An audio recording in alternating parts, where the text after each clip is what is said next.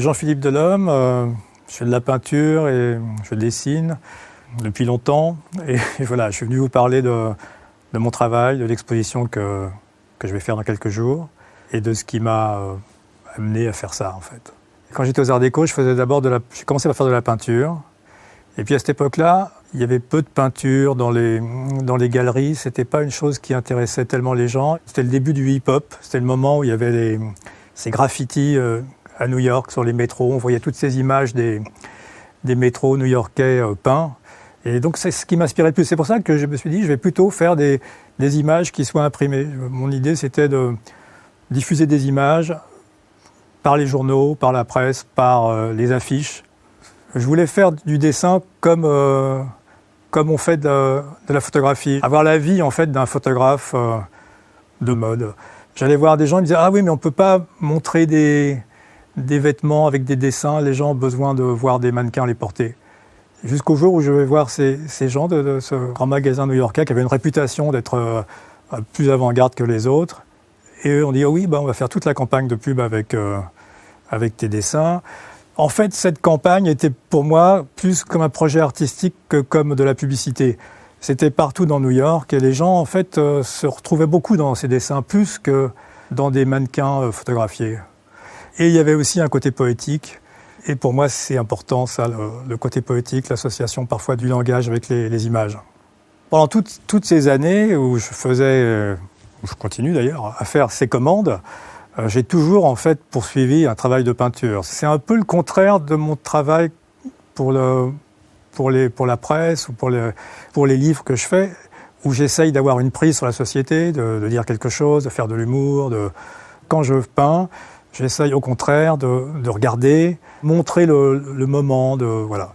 Quand on peint quelqu'un qui vous regarde, là il y a vraiment un échange, quelque chose de puissant avec lequel il faut essayer de travailler. On peut penser qu'un paysage nous regarde, mais enfin, on est quand même plus celui qui le regarde que l'inverse. Cette image-là, West Coast Paint and Body, c'est un garage où on refait des carrosseries. C'est un carrossier, en fait. Aux États-Unis, ça s'appelle le body shop. Et puis, Paint and Body, c'est aussi ce qui est le sujet de la peinture, avant l'art conceptuel, avant... Pour moi, c'était vraiment le signe même de ce que je voulais faire et de ce que je crois être la peinture, pour moi. Oui, alors dans une journée, j'aime bien passer d'une chose à l'autre. C'est-à-dire que quand je suis dans mon atelier, je peux faire une peinture à l'huile, comme les peintures de l'exposition, mais je peux aussi bien faire un dessin à la gouache. Et puis, il y a aussi ces gros pastels que j'ai découverts il y a une dizaine d'années. Je les ai découverts à New York, alors que ça vient de Paris. C'était Sennelier qui avait... grand marchand de couleurs, qui avait créé ces pastels, paraît-il, pour Picasso, qui lui avait demandé, il avait besoin de quelque chose pour dessiner sur n'importe quel support. Et c'est des pastels à l'huile, dont les couleurs sont magnifiques, que j'utilise souvent. J'aime beaucoup dessiner aussi avec ça. Je fais d'autres dessins. C'est le plaisir de dessiner avec ces pastels qui courent sur la feuille, comme ça.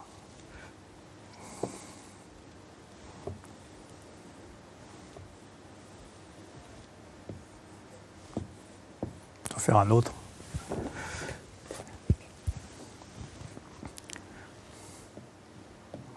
J'improvise des choses qui me passent par la tête. J'ai toujours eu je sais pas pourquoi, une affection pour les petits cirques. Et c'est une chose qui est complètement surannée, il n'y a plus de cirque. Il n'y a pas de raison qu'il y en ait vraiment. Et peut-être une influence Picasso période bleue, je peux dessiner des petits cirques comme ça,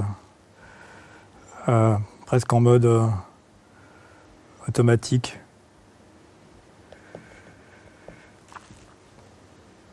Donc voilà, c'est quelques aspects de mon travail.